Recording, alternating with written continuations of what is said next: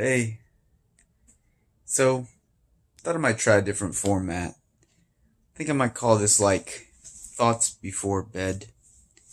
But usually when I'm laying down to sleep, I have a lot of things floating around my mind, and I don't usually have trouble sleeping. Um, I really never do, honestly. But I usually am kind of downloading all of the things that have gone into my brain throughout the day and sort of trying to make sense of it.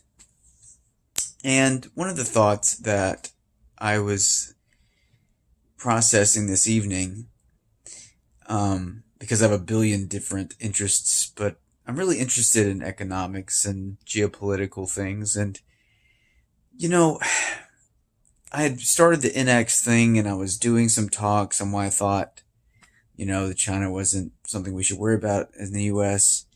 And I think one of the reasons why, and it's not to sound dismissive, but it just kind of feels like sometimes when I look at the things and the tactics that they're employing, and I'm going to talk about one of them in a second, I just always kind of feel like we're just living in two different realities in these two places, the US and China. And I think that's always been true. But I really think you're starting to see some of that's coming to a head now as they're sort of trying to pull away and be their own superpower. And it really does bring forward the question, like, what is the future going to be? If we go with the view of China, based on what I'm going to talk about, then we're moving in the past. And if we go with the view of the United States, then we're kind of moving into the future. So what I was watching was there's obviously been this trend over the last year where China has been buying up gold. Um, India has been buying up silver. All these BRICS nations are buying up all this bullion. And the goal is to basically be a hedge for their currency against basically the U.S. Reserve and against sanctions that might be imposed, because they all got really shit scared after Trump put the sanctions on Russia, and especially whenever they took away the SWIFT banking system, etc.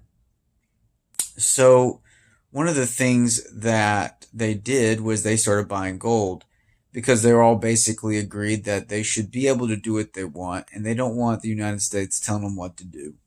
And they don't want to be blocked out of the currency system. And obviously the petrodollar makes that complicated because you have to have the US dollars to buy oil from Saudi Arabia, etc.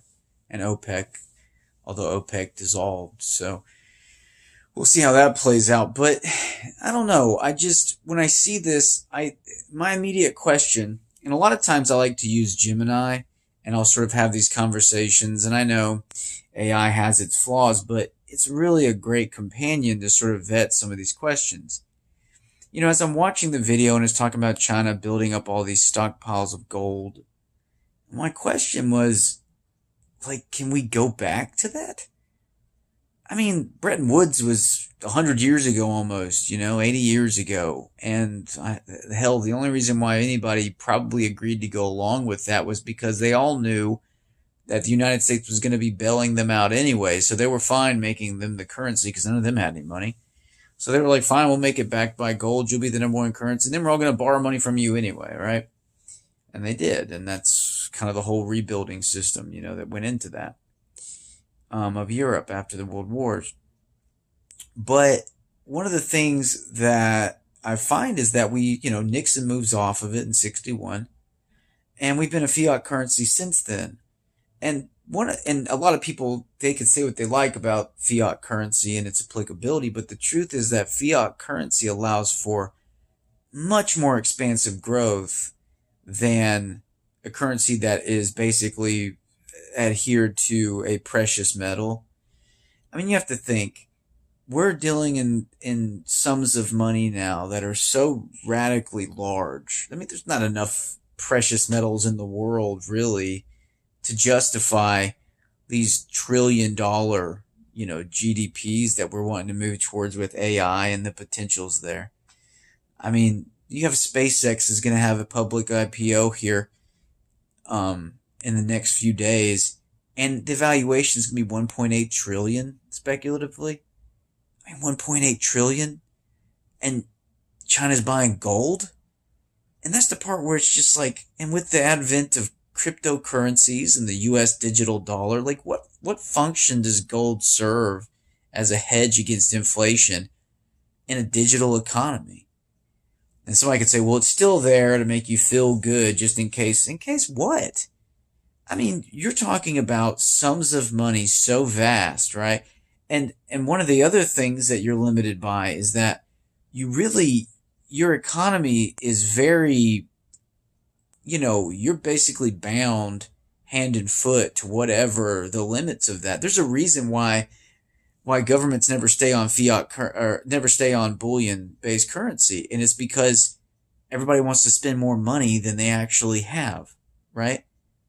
And some of us could say we want more of a sane economy. I can tell you those things kind of go out the window when you get into the population sizes we're at now.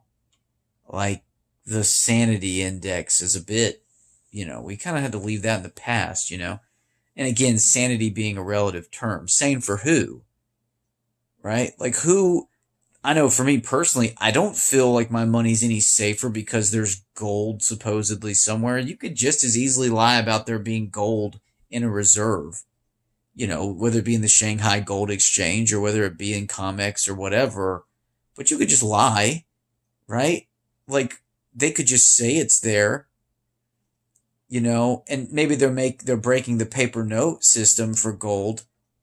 China's doing a good job of doing that, but I mean, realistically, it's just something we trade in here, and people use it a lot like they use bonds, right? As sort of something to help diversify their portfolio. But how many people are just trading in gold? And if you came to somebody tomorrow and said, hey, I'll give you gold or I'll give you stock in SpaceX, which one are you going to take? I would take the stock in SpaceX any time. I mean, that company's not going anywhere. It's like gold. I don't even know if we're going to have any physical currency in 20 years. And then you could say, oh, well, we still have gold in some cellars somewhere. Like, I just don't understand the logic. In India, they're like, we're not dealing with the silver exchange anymore. We're going to buy all the silver. The true value of silver is in the production of electronics for AI build out right now. Like, India's not involved in the AI bubble at all. It's just wild to me that these BRICS countries are like, they obviously don't agree on much. They can't agree on a centralized infrastructure for their currency, and yet they're like, we're going to have all the bullion, and that'll be what makes our currency valuable, is because people can trust it because we have gold and silver. When the silver would be much more valuable if you were actually using it to build out. I mean, you have India. India has all this silver now. You would think, okay, well, that's India's being smart, right? They're going to go and they're going to start making computer parts, and they're going to use it to cash in on this huge bubble. Doesn't seem to be the case. The rupee is just in absolute free fall. So like, what good has it done? It's just, I think that it's like an anachronism, right? They're in this age of empire and days gone past, and even the way they treat their people there. I mean, in China, I'm not a critic in the sense, like, I don't understand the culture from their perspective, but the lockdowns and COVID, that was barbaric.